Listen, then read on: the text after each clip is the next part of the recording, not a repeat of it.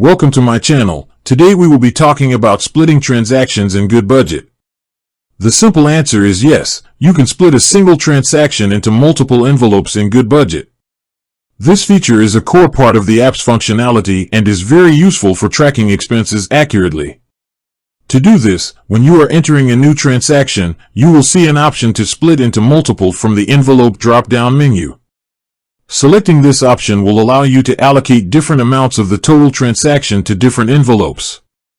For example, if you go to a big box store and buy both groceries and some new clothes, you can enter the total amount of the purchase.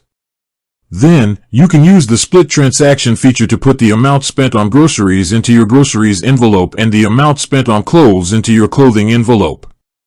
With that being said, thank you for watching. For more finance videos, kindly check my page.